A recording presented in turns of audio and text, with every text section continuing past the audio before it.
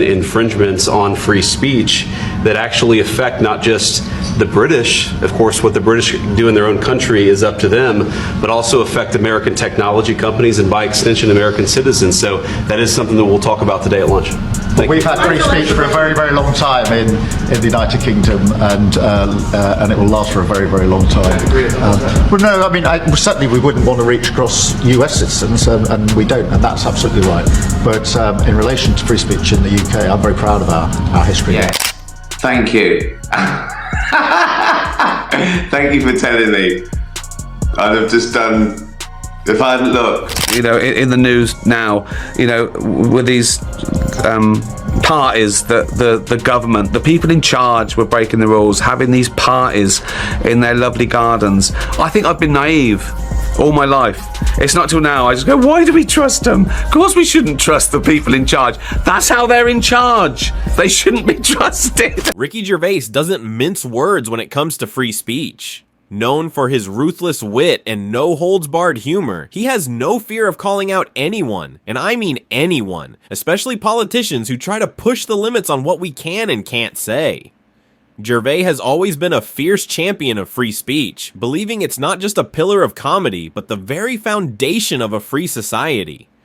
And recently he took aim at one politician who, in his eyes, was doing more to silence voices than protect them. Enter Keir Starmer, the UK's leader of the opposition. Starmer, who publicly proclaims his pride in Britain's rich history of free speech, is now facing heavy criticism for his actions. But this wasn't just another political disagreement. Oh no, it was a showdown. A moment that exposed the cracks in his commitment to the very ideals he claims to uphold. Gervais didn't hesitate to call him out after Starmer's public clash with American politician J.D. Vance. A heated moment that would reverberate across the globe. Gervais, in his signature biting style, took aim at Starmer for his hypocrisy. The UK leader may talk the talk, but when it comes down to it, he's more interested in silencing dissent than actually defending the rights of free expression. Gervais has been clear on this. If we lose free speech, we lose everything. And he's right, the very heart of democracy is under threat if people like Starmer are allowed to dictate who gets to speak and who doesn't. Now, let's talk about that showdown between Vance and Starmer. It wasn't just an exchange of words. It was a battleground for the future of free speech itself. It started with a fierce debate over the issue of religious freedom, specifically the arrests of people quietly praying outside abortion clinics in the US. Think about that. People arrested for silently praying. No loud protests, no chants, just a prayer. That's where things got ugly. Vance called out Starmer for his hypocrisy, pointing out the alarming rise of censorship around the world. For Vance, this wasn't about politics. It was about something much more fundamental. Our freedom to speak our minds, to disagree, and to express ourselves without fear of punishment. He laid it all on the line, calling for a real, honest conversation about free speech, not the empty political cliches we're all too used to hearing. But Starmer, he was having none of it. He immediately interrupted Vance almost defensively with the all too familiar line. The UK has a proud tradition of free speech. It was a quick, rehearsed response, one that felt more like a shield than a solution to the very real issues at hand. Was he trying to convince Vance or himself? The way he said it, with that forced smile, made it clear Starmer was on the defensive. Vance wasn't backing down. He refused to let Starmer off the hook, pushing for a deeper, more meaningful dialogue. He wasn't interested in political jargon. He wasn't interested in a soundbite. Vance was calling for a real conversation, one that needed to happen away from the cameras and the podiums, around dinner tables and in living rooms. No more surface level talk, no more pretending. It was time for the truth to be laid bare. And this is where it gets interesting. Gervais, the comedian who has made a career out of exposing the absurdity of modern politics, is standing firmly in Vance's corner. He sees the bigger picture. He sees the way free speech is being chipped away, piece by piece. And he's not letting anyone off the hook, not even politicians who claim to be its guardians. Because here's the thing, the stakes are high. The fight for free speech is not just about what we say today, it's about who gets to say it tomorrow. And as Gervais, Vance, and others continue to sound the alarm, one question looms over it all. When we lose the right to speak freely, what's left? When are we going to stop taking went to Eton as a qualification to run the country? Is the in charge do what they want, and You know, vocal than ever. For Gervais, it's not just about avoiding the minefield of offended sensibilities. It's about something much bigger, the right to free speech, and the catastrophic consequences of silencing it. For Gervais, the very idea of stifling speech, any speech, is a dangerous game. He argues that when people are no longer free to speak their minds, society begins to stagnate, innovation dies, real conversation dies, and without those things, what's left? A culture of silence and fear. That's not just a bad joke, it's the death of progress. Gervais doesn't mince words on this. It's not just about comedy, it's about the very fabric of democracy itself. When we lose the right to challenge ideas, to speak freely, to express our dissent, we lose the very essence of what makes us free. Once that's gone, the cracks begin to show, and before long, everything starts to crumble. This isn't just a personal battle for Gervais, it's a fight for the future of democracy itself. He's adamant, when free speech falls, everything else starts to fall apart. That I worry the most about vis-a-vis Europe is not Russia, it's not China, it's not any other external actor. And what I worry about is the threat from within, the retreat of Europe from some of its most fundamental values, values shared with the United States of America.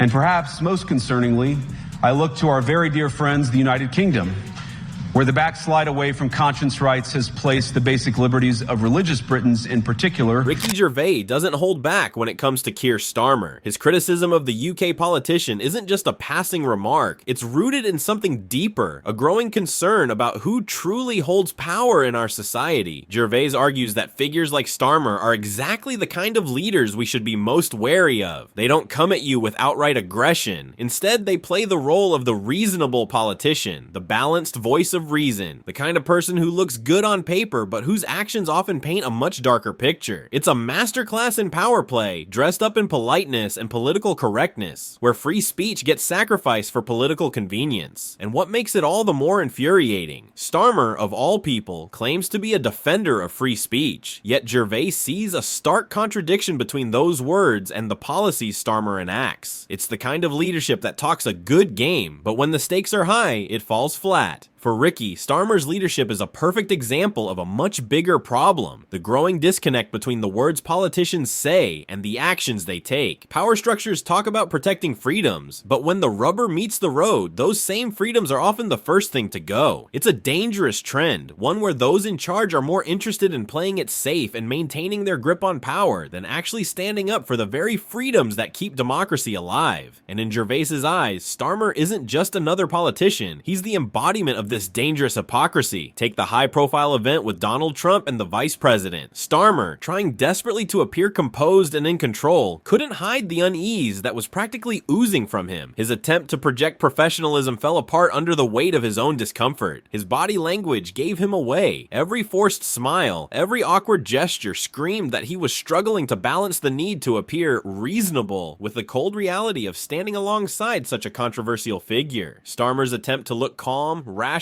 and balanced didn't fool anyone, certainly not Gervais. In fact, it made him seem even more out of touch, more like a politician playing the part rather than actually standing for something real. It's this disconnect that Gervais finds most troubling. For all Starmer's talk of protecting free speech, it's clear that when push comes to shove, the actions of people like him will always prioritize power over principle.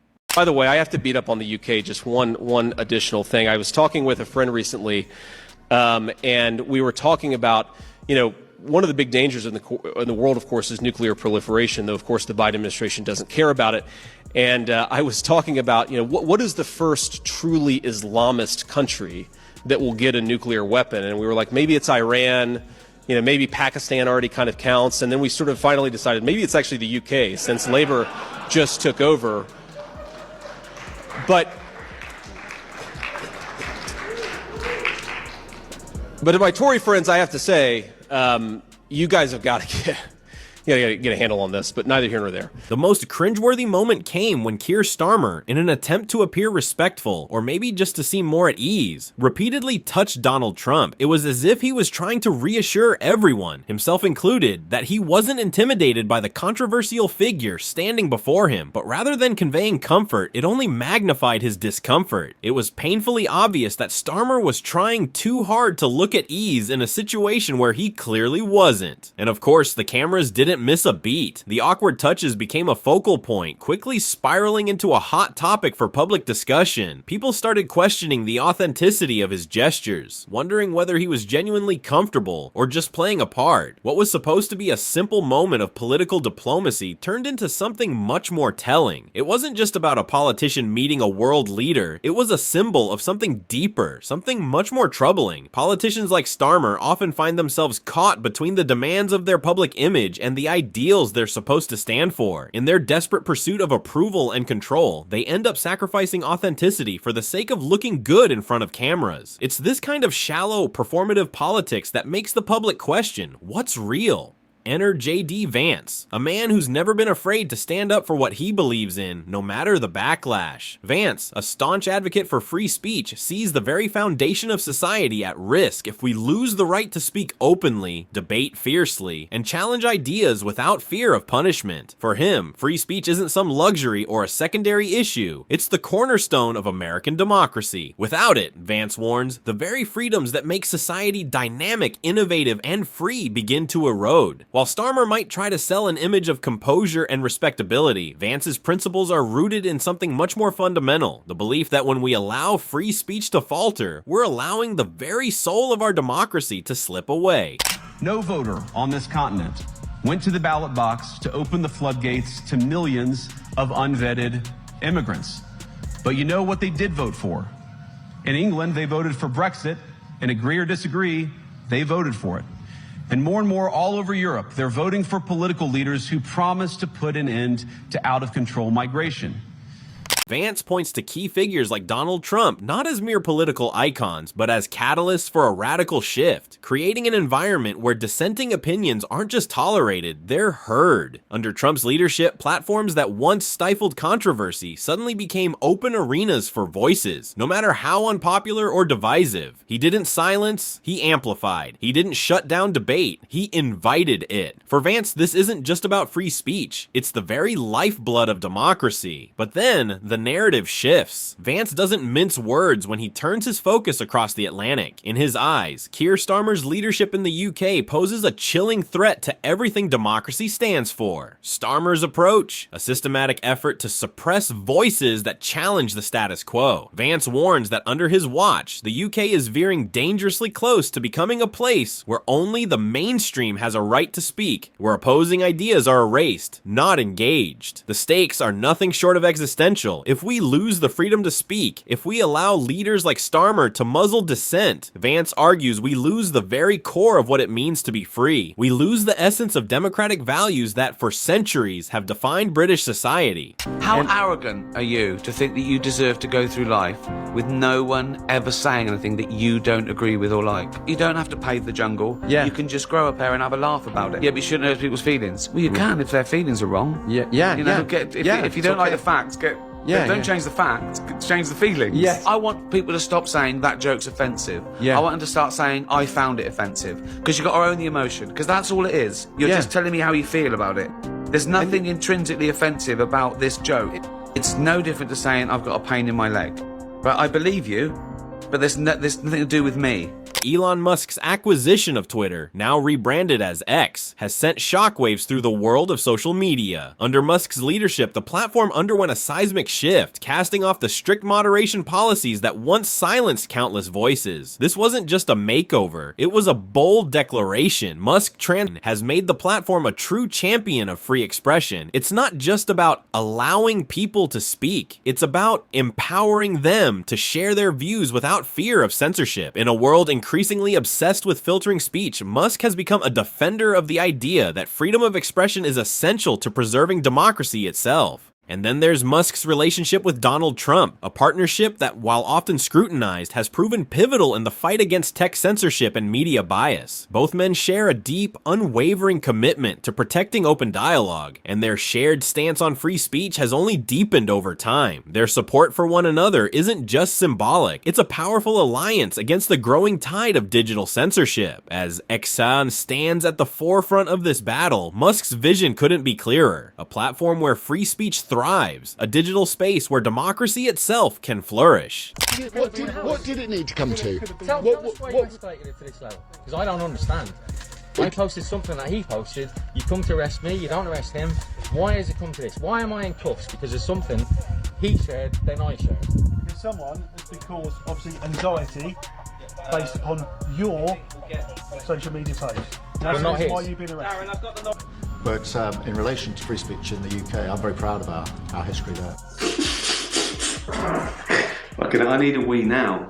Keir Starmer's relationship with Elon Musk has been anything but smooth. In fact, it's a clash of philosophies so stark, it's hard to imagine any common ground. Starmer, with his left-leaning policies, advocates for increased government intervention and tighter regulations. Musk, on the other hand, is the ultimate disruptor, someone who thrives on challenging the established norms of both business and politics. Where Starmer pushes for control, Musk pushes for freedom. And in this clash of ideologies, the tension could not be clearer. At the heart of their differences lies a fundamental divide on free speech and regulation. Musk, a staunch libertarian, champions free expression without limits, refusing to bow to censorship or restrictions. Starmer, however, represents a more controlled approach, a vision where speech, especially online, is monitored, filtered, and regulated to fit the narrative of the moment. It's a stark contrast that only intensifies when you consider the future of communication in a world where tech giants like Musk hold unprecedented power. If these two were to meet on American soil, it would be an encounter full of fireworks. Starmer would find himself face to face with a man who not only defends free speech, but treats it as an unshakable principle. Musk's hands-off approach to moderation on X,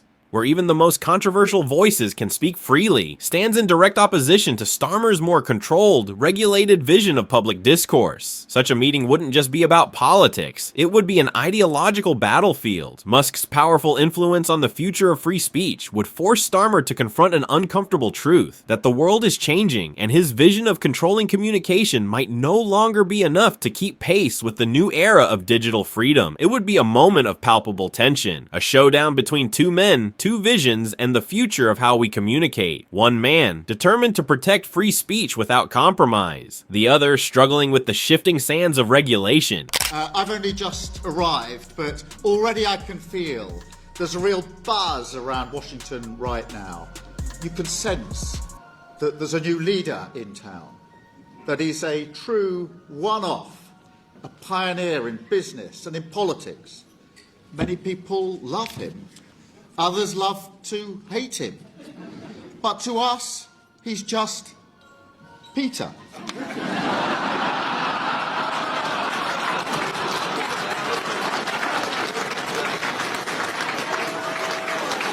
In today's world, the stakes couldn't be higher. The power to control narratives lies in the hands of a few, tech giants who decide what we see online, politicians who shape the public discourse. But amidst this growing concentration of influence, voices like Ricky Gervais, Vance, Elon Musk, and even Donald Trump have risen to sound a stark warning. The protection of free speech is no longer a luxury, it's a necessity. These individuals understand something fundamental. Without free speech, society risks losing more than just its ability to speak freely. We risk losing our voice, our capacity to innovate, and the very democratic foundation upon which our societies are built.